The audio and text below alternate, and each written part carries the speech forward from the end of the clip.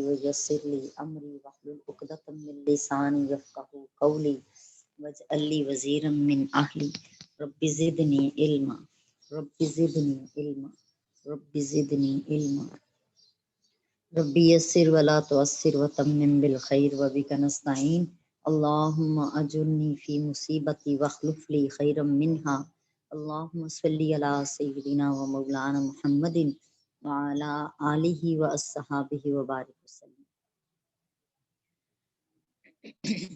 اعوذ باللہ من الشیطان الرجیم بسم اللہ الرحمن الرحیم۔ ہماری آیت نمبر 33-34 ابھی چل رہی تھی جب کل پرسوں ہماری کلاس جب ہوئی ہے تو پورا کمپلیٹ نہیں کر سکے تھے اس کو، تھوڑا سا اس کو اور کلیئر کر دیتے ہیں۔ ترجمہ پڑھ لیتے ہیں کہ بے شک اللہ تعالیٰ نے آدم علیہ السلام کو، نوح علیہ السلام کو اور آل ابراہیم اور آل عمران کو سب جہانوں میں سے چن لیا ہے اور یہ ایک دوسرے کی اولاد سے ہیں اور اللہ تعالیٰ خوب سننے والا اور خوب جاننے والا ہے۔ یہاں آدم علیہ السلام کو اللہ تعالیٰ نے کئی وجوہات کی وجہ سے فضیلت عطا فرمائی ہے۔ انہیں بنی نوح انسان کی ابتدا بنایا، وہ پہلے نبی ہیں، ان کو تمام چیزوں کے نام سکھائے اور اللہ تعالیٰ نے فرشتوں کے سامنے ان کی علمی برتری ظاہر کرنے کے لیے فرشتوں کو سجدہ کرنے کا حکم دیا۔ ان کو سجدہ نہ کرنے کی وجہ سے ابلیس جو ہے آپ کی اللہ تعالیٰ کی بارگاہ سے نکال دیا گیا۔ ان کو زمین پر اپنا خلیفہ اللہ تعالیٰ نے بنایا اور حضرت آدم علیہ السلام کو جنت میں بھی رکھا۔ اس کے علاوہ آدم علیہ السلام کی اور بھی بہت سی فضیلتیں ہیں۔ حضرت نوح علیہ السلام کی فضیلت یہ ہے کہ وہ پہلے تشریعی نبی تھے، یعنی کہ بیٹوں، بہنوں، پھوپھیوں، خالاؤں اور دیگر تمام جو محرم ہیں جن کے ساتھ نکاح کا حکم، محرم اور غیر محرم کی جو کلیرٹی تھی وہ کی گئی، اور سب سے پہلے انہی پر یہ تحریم کا حکم جو ہے، نکاح کی تحریم کا حکم نازل ہوا حضرت نوح علیہ السلام پہ۔ حضرت آدم علیہ السلام کے بعد روئے زمین کے تمام انسانوں کے وہی والد ہیں۔ آل ابراہیم کی یہ فضیلت ہے کہ ان کو نبوت اور کتاب عطا کی۔ اس آیت میں جو آل عمران کا لفظ آیا ہے، اس میں عمران سے مراد کون ہے؟ ایک قول یہ ہے کہ اس سے مراد عمران بن ماسان ہیں جو حضرت سلیمان بن داؤد کی اولاد میں سے ہیں، اور وہی حضرت مریم بطول کے والد ہیں اور حضرت عیسیٰ علیہ السلام کی والدہ کے باپ ہیں۔ یہ ایک اور قول ہے کہ یہ وہ عمران ہیں جو حضرت موسیٰ علیہ السلام اور حضرت ہارون علیہ السلام کے والد ہیں، اور وہ عمران بن نصیر تھے۔ اور لیکن جو پہلا قول ہے نا، جو حضرت عمران بن مسان کا آتا ہے، اس کو ہی زیادہ قوی سمجھا جاتا ہے، صحیح اور درست سمجھا جاتا ہے، کیونکہ اس آیت کے بعد والی آیتوں میں جس عمران کا ذکر ہے وہ قطعی طور پر حضرت مریم علیہ السلام کے ابو جان ہیں، والد صاحب ہیں۔ اس آیت میں اللہ تعالیٰ نے تمام عالمین پر انبیاء علیہ السلام کی فضیلت بیان کی ہے۔ امام رازی نے اپنی کتاب المنہاج سے یہ نقل کیا ہے کہ انبیاء علیہ السلام کی جسمانی قوتیں عام انسانوں کی جسمانی قوتوں سے بالکل مختلف ہوتی ہیں۔ انہوں نے نبیوں کے حواس خمسہ جو ہیں ان کے حوالے سے بیان کیا ہے کہ جو ان کے دیکھنے کی قوت ہے وہ عام انسان سے ڈیفرنٹ ہے۔ جیسے کہ ہمارے نبی کریم علیہ السلام کی قوت باصرہ جو تھی وہ انتہائی کمال کے درجے کی تھی، کیونکہ رسول اللہ صلی اللہ علیہ وآلہ وسلم نے فرمایا اللہ تعالیٰ نے تمام روئے زمین کو میرے لیے سمیٹ دیا اور میں نے اس کے مشارق اور مغارب کو دیکھ لیا۔ یہ صحیح مسلم شریف کی حدیث پاک ہے۔ نیز نبی کریم علیہ السلام نے فرمایا اپنی صفوں کو قائم کرو اور مل کر کھڑے ہو، کیونکہ میں تم کو پس پشت سے بھی اسی طرح دیکھتا ہوں جس طرح سامنے سے دیکھتا ہوں۔ یہ صحیح بخاری شریف کی حدیث ہے۔ یعنی جیسے ہمیں سامنے سے نظر آتا ہے، لیکن ہمارے نبی کریم علیہ السلام کو اپنے پیچھے سے بھی نظر آتا تھا، وہ سب جانتے تھے اس حوالے سے کہ پیچھے کیا ہو رہا ہے اور سامنے کیا ہو رہا ہے۔ اور یعنی ایک ہی جگہ کھڑے وہ مشرق اور مغرب کا احاطہ کر لیا کرتے تھے، اتنی قوت باصرہ جو تھی وہ تیز تھی۔ اس آیت کی آگے اللہ پاک نے سورہ انعام کی آیت نمبر 75 میں فرمایا، اسی طرح ہم نے ابراہیم علیہ السلام کو آسمانوں اور زمینوں کی ساری بادشاہی یعنی کل مخلوقات دکھائی، اور اس لیے کہ وہ دیکھ کر یقین کرنے والوں میں سے ہو جائیں۔ اس آیت کی تفسیر میں ذکر کیا گیا کہ اللہ تعالیٰ نے ان کی دیکھنے کی قوت اتنی کر دی کہ انہوں نے تحت الثری سے لے کر عرش اعلیٰ تک تمام مخلوق کو دیکھ لیا تھا، یعنی ہر چیز کا علم جو ہے ان کو عطا کیا گیا اور ان کو دکھا دیا گیا تھا۔ قوت سامعہ یعنی کہ سماعت کی قوت، سننے کی قوت، ہمارے نبی کریم علیہ السلام کی سماعت تمام انسانوں سے زیادہ قوی تھی، کیونکہ نبی کریم علیہ السلام فرماتے ہیں کہ آسمان چرچراتا ہے اور اسے چرچرانے کا حق ہے، آسمان میں ہر قدم پر ایک فرشتہ اللہ کے حضور سجدہ ریز ہے۔ یہ ترمذی شریف کی حدیث پاک میں نے بیان کی ہے۔ اس حدیث پاک سے معلوم ہوتا ہے کہ نبی کریم علیہ السلام نے آسمان کے چرچرانے کی آواز سنی ہے، نیز نبی کریم علیہ السلام نے پتھروں اور درختوں کا کلام سنا، اونٹ اور گوہ اور ہرنی کا کلام سنا، جنات اور فرشتوں کا کلام سنا، اور سب سے بڑھ کر یہ کہ اللہ تعالیٰ عز و جل کا کلام سنا۔ اسی طرح یعنی معراج شریف پر جب اللہ نے کلام فرمایا ڈائریکٹ سامنے، تو وہ کلام بھی سنا۔ اسی طرح قرآن مجید میں مذکور ہے حضرت سلیمان علیہ السلام کے بارے میں کہ انہوں نے چنٹی کا کلام سنا، سورہ النمل آیت نمبر 18-19 ہے۔ حتیٰ کہ جب سلیمان اور ان کے لشکری چنٹیوں کے میدان پر آئے تو ایک چنٹی بولی، ہے چنٹیوں تم اپنے گھروں میں داخل ہو جاؤ، کہیں سلیمان اور ان کا لشکر تمہیں کچل نہ ڈالے، اس حال میں کہ انہیں خبر بھی نہ ہو۔ تو سلیمان علیہ السلام اس کی بات پر مسکرا کر ہنس پڑے۔ اسی طرح نبیوں کی قوت شامہ یعنی جس طرح حضرت یعقوب علیہ السلام کی سونگنے کی قوت تھی، کیونکہ جب حضرت یوسف علیہ السلام نے اپنے بھائیوں سے کہا تھا، سورہ یوسف کی آیت نمبر 93-94 ہے کہ میرے اس کرتے کو لے جاؤ اور میرے باپ کے چہرے پر ڈال دو، ان کی آنکھیں روشن ہو جائیں گی۔ جب قافلہ مصر سے چلا تو ان کے باپ نے گھر والوں سے کہا، بے شک میں ضرور یوسف کی خوشبو سونگ رہا ہوں، اگر تم مجھے بڑھاپے کی وجہ سے ناقص العقل نہ کہو، یعنی پاگل نہ سمجھو، تو مجھے ان کی خوشبو آ رہی ہے۔ ابھی وہ مصر سے چلے تھے اور کافی دنوں کا راستہ تھا ابھی، لیکن ان کو خوشبو آنی شروع ہو گئی تھی۔ سو یہ چیز بھی واضح ہو رہی ہے کہ نبیوں کی جو قوت شامہ ہے یعنی سونگنے کی حص ہے وہ کافی تیز ہوتی ہے، زیادہ ہے عام انسانوں کی نسبت۔ اسی طرح قوت ذائقہ، ہمارے نبی کریم علیہ السلام کو خیبر میں ایک یہودی عورت نے زہر آلود لقمہ کھلایا، تو اس لقمے نے آپ سے کہا کہ مجھ میں زہر ملا ہے، اور اسی باب سے یہ واقعات ہیں کہ جب آپ نے اپنے لعاب دہن یعنی آپ کے تھوک مبارک جو ہے وہ حضرت ابو بکر صدیق رضی اللہ تعالیٰ عنہ کی ایڑی کے اوپر لگائی، جہاں پہ سانپ نے ڈس لیا تھا وہاں پہ لگائی تو آپ کو شفا ہوئی۔ حضرت علی کرم اللہ وجہ الکریم کی دکھتی ہوئی آنکھ میں لگائی، شفا ہوئی۔ حضرت رافع بن خدیج کی ٹوٹی ہوئی ٹانگ میں لگائی تو شفا ہوئی۔ حضرت سلمہ بن اکو کی ٹوٹی ہوئی پنڈلی میں ڈالا اس لعاب دہن کو تو ان کو شفا ہوئی۔ حضرت جابر کی ہانڈی میں لعاب ڈالا تو کم کھانا بہت زیادہ آدمیوں کے لیے کافی ہو گیا۔ اسی طرح حضرت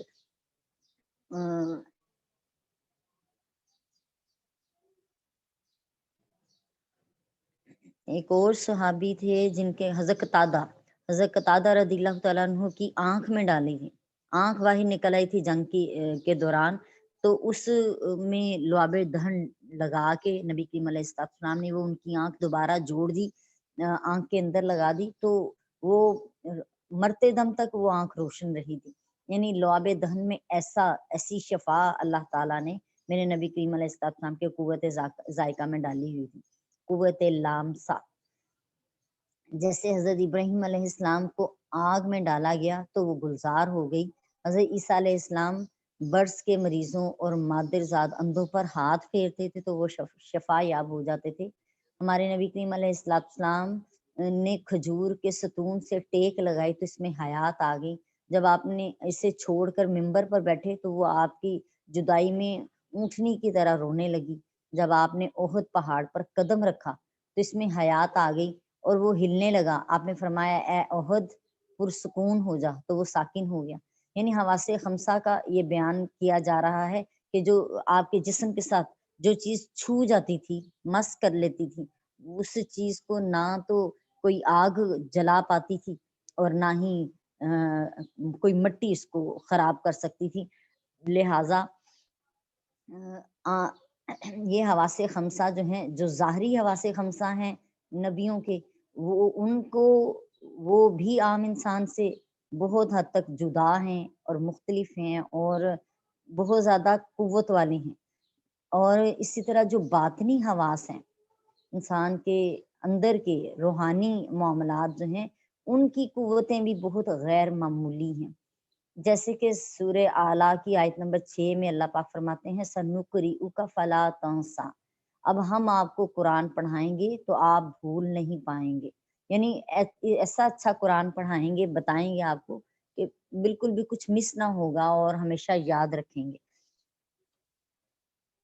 اسی طرح ایک قوت ذکاوت ہے۔ حضرت علی کرم اللہ وجہ کریم فرماتے ہیں کہ مجھے نبی کریم علیہ السلام نے علم کے 1000 باب سکھائے اور میں نے ہر باب سے 1000 باب جو ہے اور اخذ کیے۔ جب ایک ولی کی قوت ذکاوت کا یہ عالم ہے تو نبی کریم علیہ السلام کی اپنی قوت ذکاوت کا عالم کیا ہوگا۔ اسی طرح قوت محرکہ ہیں۔ قوت محرکہ نبی کریم علیہ السلام کا معراج پر تشریف لے جانا اور حضرت عیسیٰ علیہ السلام کا زندہ آسمان پر اٹھا لیا جانا، حضرت ادریس علیہ السلام اور حضرت الیاس علیہ السلام کا آسمانوں پر اٹھا لیا جانا جو ہے وہ بھی احادیث سے ثابت ہے۔ قرآن مجید میں ہے کہ حضرت سلیمان علیہ السلام کے مصاحب تھے، یعنی آپ کی محفل میں بیٹھنے والا ایک شخص تھا، تو انہوں نے جن کو الہامی کلام کا علم تھا، انہوں نے پلک جھپکنے سے پہلے تخت کو سامنے حاضر کر دیا تھا۔ سورہ نمل کی آیت نمبر 40 ہے کہ جس کے پاس کتاب کا علم تھا اس نے کہا میں اس تخت کو آپ کی پلک جھپکنے سے پہلے آپ کے پاس لے آتا ہوں۔ اور جب نبی کے صحابی اور ان کے ولی کی قوت محرکہ کا یہ عالم ہے تو خود نبی کریم علیہ السلام کی قوت محرکہ کا عالم کیا ہوگا۔ سو یہ اس انتہا کی یعنی قوت اور کمال درجے کی قوت اللہ تعالیٰ ان کو عطا فرماتا ہے، تو عام بندوں کی نسبت جو ہے وہ بالکل ڈفرینٹ الگ ہوتی ہیں، عام بندوں کی قوت سے بالکل الگ قوتیں ہوتی ہیں۔ اب اس آیت کا معنی یہ ہے کہ اللہ تعالیٰ نے حضرت آدم علیہ السلام کو فضیلت دی، پھر قوت روحانیہ کے کمال کو ان کی اولاد میں سے حضرت شیس میں رکھا اور ان کی اولاد میں سے حضرت نوح علیہ السلام میں، پھر ان کی اولاد میں سے حضرت ابراہیم علیہ السلام میں اس کمال کو رکھا۔ پھر حضرت ابراہیم علیہ السلام سے 2 شاخیں ظاہر کی گئیں، ایک حضرت اسماعیل علیہ السلام کی اور ایک حضرت اسحاق علیہ السلام کی۔ پھر اللہ تعالیٰ نے حضرت سیدنا محمد صلی اللہ تعالیٰ علیہ وآلہ وسلم کی روح قدسیہ کے ظہور کے لیے حضرت اسماعیل علیہ السلام کو مبدا بنایا اور حضرت اسحاق کو 2 شاخوں کا مبدا بنایا، حضرت یعقوب علیہ السلام اور حضرت اسو علیہ السلام۔ حضرت یعقوب علیہ السلام کی نسل میں نبوت رکھی اور اسو کی نسل میں بادشاہت رکھی۔ سیدنا محمد صلی اللہ علیہ وآلہ وسلم کے ظہور تک یہ سلسلہ چلتا رہا۔ جب پیارے آقا علیہ السلام کا ظہور ہوا تو نبوت کا نور اور بادشاہت کا نور دونوں نبی کریم علیہ السلام کی طرف منتقل کر دیے گئے اور قیامت تک کے لیے دین کی امامت اور ریاست کی فرما روائی آپ کی امت کے سپرد کی گئی۔ چنانچہ آپ کے بعد آنے والے تمام خلفاء ریاست کے سربراہ بھی تھے اور دین کے امام بھی تھے۔ اب جو آیت پڑھی کہ یہ ایک دوسرے کی اولاد سے ہیں، اس آیت کا مطلب یہ ہے کہ ان میں سے بعض کی حقیقی اولاد ہیں، تو حضرت آدم علیہ السلام کے سوا باقی سب حضرت آدم علیہ السلام کی اولاد ہیں۔ یا اس کا مطلب یہ ہے کہ یہ سب ایک دوسرے کے معنوی اولاد ہیں اور توحید اور اللہ اور اس کے رسول کی اطاعت اور اخلاص میں ایک دوسرے کی پیروی کرنے والے ہیں۔ اللہ تعالیٰ نے فرمایا کہ وہ بہت خوب سننے والا، خوب جاننے والا ہے۔ اس کا مطلب یہ ہے کہ اپنے بندوں کی باتوں کو سنتا ہے اور ان کے کاموں اور ان کے دلوں کی باتوں کو جانتا ہے اور اپنی مخلوق میں سے جس کے اقوال اور افعال کی استقامت کا اس کو علم ہوتا ہے اس کو منتخب فرما لیتا ہے اور اسی کو فضیلت عطا فرماتا ہے۔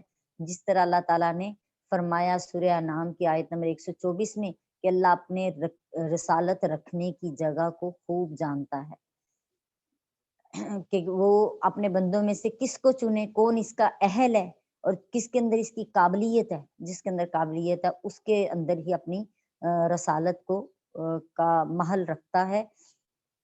سورہ انبیاء کی آیت نمبر 90 ہے، بے شک یہ انبیاء نیک کاموں میں جلدی کرتے تھے اور ہماری رحمت کی توقع اور ہمارے جلال کے خوف سے ہم سے دعا کرتے تھے اور ہمارے لیے عاجزی کرنے والے تھے۔ اس کا دوسرا مطلب یہ ہے کہ یہود یہ کہتے ہیں کہ ہم آل ابراہیم ہیں اور آل عمران سے ہیں، اس لیے ہم اللہ کے بیٹے اور اس کے محبوب ہیں۔ اور عیسائی یہ کہتے ہیں کہ عیسیٰ علیہ السلام نعوذ باللہ اللہ کے بیٹے ہیں، حالانکہ ان کو یہ علم تھا کہ یہ اقوال جو ہیں جھوٹے ہیں، باطل ہیں، لیکن ان کے علماء اغراض باطلہ کی بنا پر یہ کہتے تھے، یعنی غلط مقاصد کو حاصل کرنے کے لیے ایسے جملے بولتے تھے۔ اللہ تعالیٰ نے فرمایا اللہ ان کے جھوٹے اقوال کو سننے والا ہے اور ان کے اغراض فاسدہ کو یعنی غلط مقاصد کو جاننے والا ہے۔ تو اس آیت کا اول حصہ انبیاء علیہ السلام کی فضیلت میں ہے اور اس کا آخری حصہ ان کے منکرین کی مذمت میں اور ان کے یہ وعید کے طور پر آیا ہے۔ آیت نمبر 35 پڑھیں گے سورہ آل عمران کی۔ اعوذ باللہ من الشیطان الرجیم، بسم اللہ الرحمن الرحیم۔ اذ قالت امرأۃ عمران ربی انی نذرت لک ما فی بطنی محررا فتقبل منی انک انت السمیع العلیم۔ اذ جب قالت کہا امرأۃ عمران عمران کی بیوی نے ربی انی نذرت اے میرے رب بے شک میں نے نظر مانگی ہے لکا تیرے لیے ما فی بطنی جو میرے پیٹ میں ہے، محررن کہ وہ آزاد کیا گیا ہوگا، یعنی میں اس سے دنیا کے کاموں سے آزاد کر دوں گی۔ فتقبل منی پس تو قبول کر لے میری طرف سے، انک انت السمیع العلیم بے شک تو ہی خوب سننے والا اور خوب جاننے والا ہے۔ عمران کی بیوی حضرت مریم کی ماں ہیں اور حضرت عیسیٰ بن مریم صلاۃ اللہ علیہ کی نانی ہیں۔ ان کا نام حنہ بنت فاقوز تھا، حنہ بنت فاقوز، اور ان کے خاوند کا نام عمران بن یاشہم ہے۔ یہ حضرت سلیمان بن داؤد علیہ السلام کی اولاد سے ہیں۔ محمد بن اسحاق نے بیان کیا ہے کہ حضرت ذکریہ اور حضرت عمران نے 2 بہنوں سے شادی کی، یعنی اب جو حضرت ذکریہ علیہ السلام ہیں وہ حضرت مریم علیہ السلام کے خالو لگے۔ حضرت ذکریہ کی بیوی سے حضرت یحییٰ علیہ السلام پیدا ہوئے اور حضرت عمران کی بیوی سے حضرت مریم علیہ السلام پیدا ہوئیں۔ جب حضرت عمران فوت ہوئے تو ان کی بیوی حنہ حضرت مریم کے حمل سے تھی۔ مورخین نے بیان کیا ہے کہ وہ عمر رسیدہ ہو چکی تھی اور ان کے ہاں کوئی اولاد نہیں ہوئی تھی۔ ان کے گھر کے پاس ایک درخت تھا اور ایک دن انہوں نے دیکھا کہ ایک پرندہ اپنی چونچ سے اپنے بچے کو دانا کھلا رہا ہے۔ اس وقت ان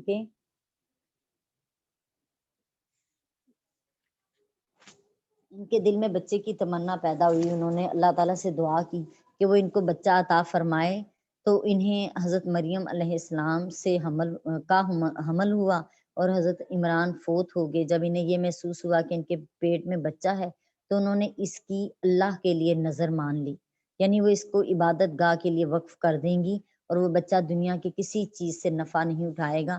اور جب ان کے ہاں حضرت مریم علیہ السلام پیدا ہوئی تو انہوں نے اللہ کے سامنے عذر پیش کیا کہ اللہ میرے ہاں تو لڑکی پیدا ہوئی ہے کیونکہ میں نے بیت المقدس کی خدمت کے لیے نظر مانی تھی، اور لڑکی اپنی کمزور طبیعت کی وجہ سے خدمت کے بہت سے کام سر انجام نہیں دے سکتی اور بعض احوال میں یعنی حیض اور نفاس میں مسجد میں داخل نہیں ہو سکتی۔ تو اللہ تعالیٰ نے فرمایا تم نے جس لڑکے کے حصول کی دعا کی تھی وہ اس مرتبے کا نہیں ہے جس پائے کی میری یہ دی ہوئی لڑکی ہے، یعنی بچی ہے یہ۔ کیونکہ ان کو بھی خاص کام کے لیے اللہ نے منتخب کیا تھا اور انہوں نے بھی، ان کی والدہ نے بھی نیت کر لی تھی کہ میں نے اللہ کی راہ میں دینی ہے، تو لہٰذا اللہ تعالیٰ نے ان کو ایک نشانی کے لیے جو ہے نا مقرر فرمایا کہ بغیر باپ کے ان کے بطن سے حضرت عیسیٰ علیہ السلام کا جو ہے پیدائش ہوئی۔ حضرت عیسیٰ علیہ السلام کا مس شیطان سے محفوظ رہنا۔ عمران کی بیوی نے کہا کہ میں نے اس کا نام مریم رکھا ہے۔ ان کی زبان میں مریم کے معنی عبادت کرنے والی ہے اور اللہ کا قرب حاصل کرنے والی ہے، اللہ کے سامنے عاجزی و خشوع و خضوع کرنے والی ہے۔ اور انہوں نے کہا کہ میں اس کو اور اس کی اولاد کو شیطان مردود کے شر سے تیری پناہ میں دیتی ہوں۔ یہ بخاری شریف کی حدیث پاک ہے۔ امام محمد بن اسماعیل بخاری رحمۃ اللہ علیہ فرماتے ہیں حضرت ابو ہریرہ سے کہ رسول اللہ صلی اللہ علیہ وآلہ وسلم نے فرمایا، بنو آدم میں سے جو شخص بھی پیدا ہوتا ہے، اس کی پیدائش کے وقت شیطان اسے چھوتا ہے تو وہ شیطان کے چھونے سے چیخ مار کر روتا ہے، ماں سوائے مریم اور اس کے بیٹے کے۔ پھر حضرت ابو ہریرہ نے قرآن مجید کی یہ آیہ کریمہ پڑھی۔ حضرت مریم اور حضرت عیسیٰ علیہ السلام کو ولادت کے وقت مس شیطان سے مستثنا کرنے سے ہمارے نبی کریم علیہ السلام پر ان کی فضیلت لازم نہیں آتی، کیونکہ ہمارے نبی کریم علیہ السلام کے بہت سے ایسے فضائل اور معجزات ہیں جو حضرت عیسیٰ علیہ السلام کو نہیں حاصل تھے اور نہ ہی کسی اور نبی کو حاصل تھے۔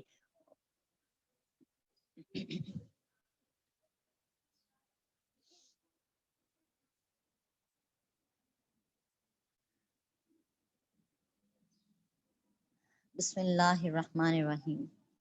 امام مسلم بیان کرتے ہیں کہ حضرت عبداللہ بن مسعود رضی اللہ تعالیٰ عنہ سے کہ رسول اللہ صلی اللہ علیہ وآلہ وسلم نے فرمایا، تم میں سے ہر انسان کے ساتھ ایک شیطان لگا دیا جاتا ہے۔ صحابہ نے پوچھا کہ یا رسول اللہ صلی اللہ علیہ وسلم آپ کے ساتھ بھی؟ تو آپ نے فرمایا ہاں میرے ساتھ بھی، لیکن اللہ نے میری مدد فرمائی اور وہ شیطان مسلمان ہوا اور وہ مجھے بھلائی کے سوا کوئی اور مشورہ نہیں دیتا۔ یہ صحیح مسلم کی حدیث پاک ہے کہ جب ایک انسان پیدا ہوتا ہے تو اس کے ساتھ ایک فرشتہ بھی پیدا ہوتا ہے اور ایک شیطان بھی پیدا ہوتا ہے۔ رسول اللہ صلی اللہ علیہ وآلہ وسلم کی فیض آفرین نگاہ سے شیطان کا مسلمان ہو جانا بہت عظیم فضیلت ہے، اور یہ فضیلت بشمول حضرت عیسیٰ علیہ السلام کے کسی نبی کو بھی حاصل نہیں ہے۔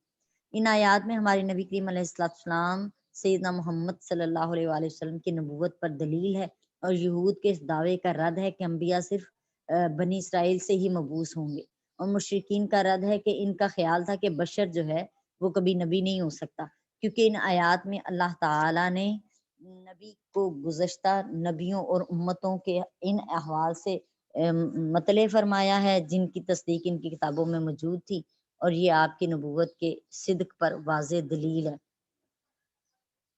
نبی کی ولادت اور اعلان نبوت سے پہلے جو امور خلاف عادت ظاہر ہوں ان کو ارحاس کہتے ہیں۔ حضرت عیسیٰ علیہ السلام کی والدہ مریم ایسی خاتون سے پیدا ہوئیں جو بوڑھی اور بانجھ تھیں، یہ حضرت عیسیٰ علیہ السلام کا ارحاس ہے۔